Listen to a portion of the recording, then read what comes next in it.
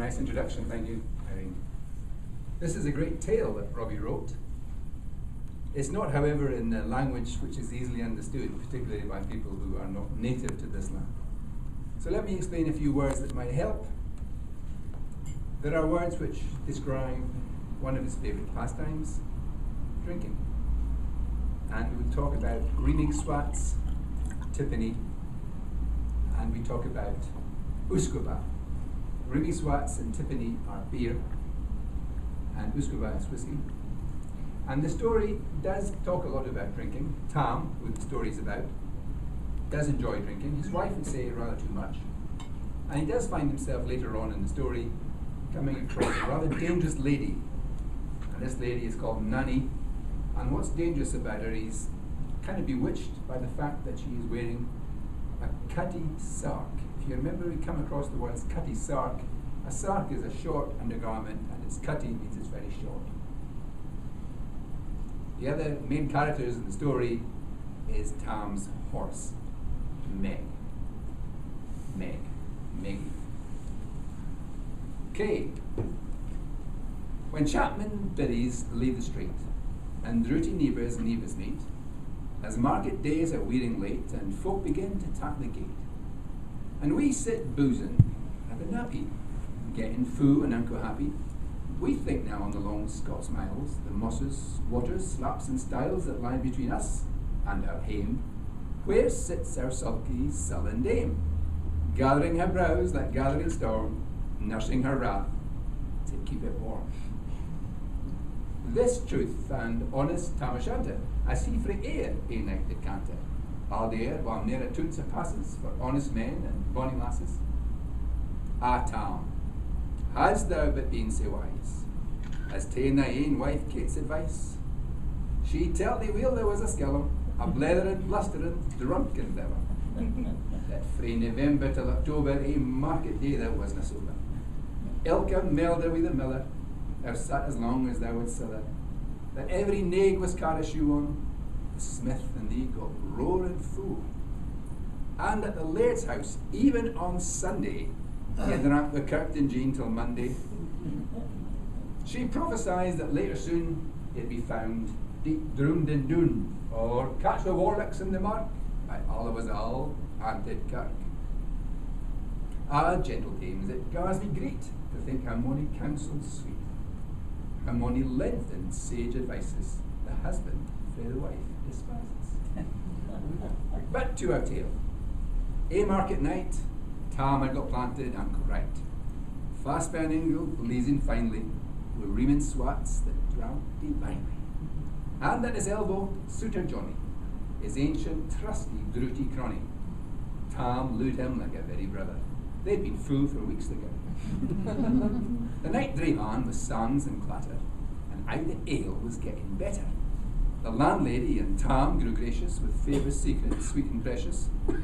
The suitor told his queerest stories. The landlord's laugh was ready chorus. The storm without might rear and rustle. Tam didn't mind the storm a whistle. Care mat to see a man sae happy. Ian drowned himself among the nappy. As bees flee hame with lays of treasure, the minutes wend away with pleasure. Kings may be blessed, but Tam was glorious, or are the hills of life victorious. But pleasures are like poppies spread. You seize the flower, the bloom is shed. Or like the snow falls in the river, a moment white, then melts forever. Or like the borealis race that flits, and you can point the place. Or like the rainbow's lovely form, evanishing amid the storm. Nae man can tether time nor tide. The hour approacheth, Tam man ride. That hour o' night's black arch, the keystone, that dreary hour, Tam mounts his beast in. And sick a night he tacks the road in, as ne'er poor sinner was abroad in. The wind blew as it blown its last. The rattling showers rose on the blast. The speedy gleams, the darkness swallowed, loud, deep and long the thunder bellowed. That night, a child might understand the deal business on his hand. Wheel mounted on his grey mare Meg, a better never lifted leg, Tam skelter on through dub and mire, despising wind and rain and fire, holding fast his good blue bonnet, whilst crooning out an old Scots sonnet, whilst glowering round with prudent cares, lest bogles catch him unawares. Kirkalawa was drawing nigh, with guests and howlets nightly cry. By this time he was crossed the ford, in the snow, Chapman's Smoor, and past the Birks and Micklestane, where drunken Charlie brak his neck bane, and through the winds and near the cairn, where hunters found a murdered bairn, near the thorn upon the well, where Mungo's mother hanged herself. Before him Doon poured o'er its floods, the Dublin storm roared through the woods, the lightning flashed from pole to pole, near and more near the thunder rolled, when, glimmering through the groaning trees, Kirkalawa seemed in a blaze. Through every board the gleams were dancing, and loud resounded mirth and dancing. Inspiring bold, John Barleycorn, what dangers thou can make us scorn. With Tiffany, we fear no evil. With Usquebaugh, we'll face the devil. The swats say reamed in Tammy's novel, fair play, Gardner deals the bottle. That Maggie stood, right sair astonished, until by hand and heel admonished, they ventured forward on the light, and wow, Tam saw an unco sight. Warlocks and witches in a dance, nae cotillon great new frae France, but hornpipes, jigs, daspays and reels, with life and metal in the heels. A winnock bunker in the east, there sat Auld Nick, in shape of beast, a towsy tyke, black, grim and large. To gie them music was his charge. He screwed the pipes and got them skirl, till roof and rafters added down. Coffins stood round, like open presses, that showed the dead in their last dresses. And by some devilish cantrip's light, each in his cowled hand held a light, by which heroic Tam was able to note upon the holy table a murderer's banes in gibbet earns. Twas Spanlan wee unchristened bairns. A thief new cutted frae the rape, wi' his last gab his gab did gape. 5 tomahawks with blood red rusted, 5 scimitars with murder crusted, a garter which a babe had strangled, a knife a father's throat had mangled, which his own son o' life bereft, the grey hairs yet stuck to the heft. We made a horrible and awful, which even name would be unlawful. 3 lawyers' tongues turned inside out, while eyes seemed like a beggar's clout. 3 priests' hearts, rotten, black as muck, lay stinking, fetid in every nook. As Tammy glowered, amazed and curious, the mirth and fun grew fast and furious. The piper loud and louder blew, the dancers quick and quicker flew.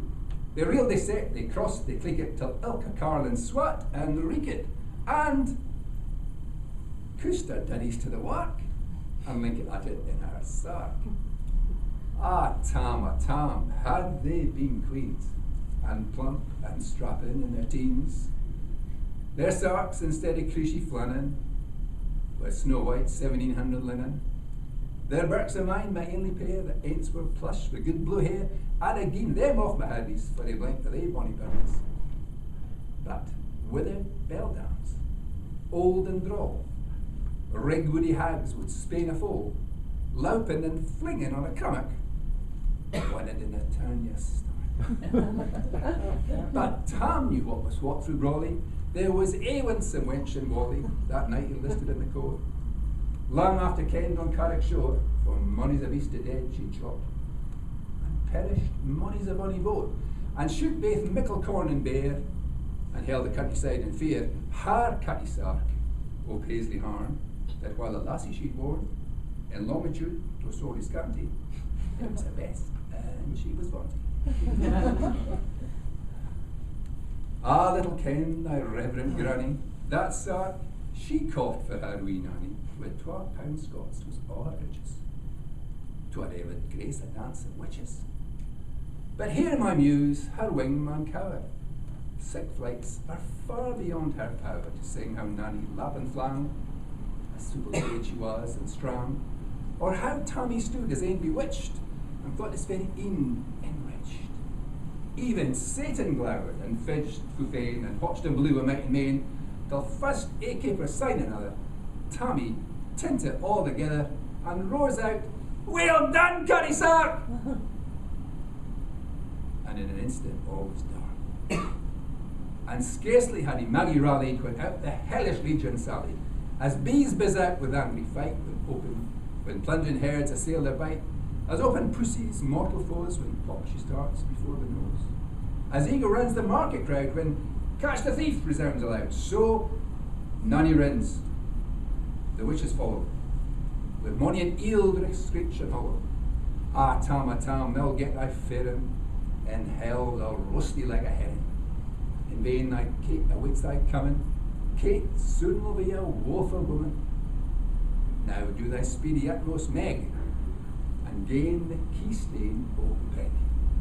There then thou thy tail may toss, a running stream they darena cross.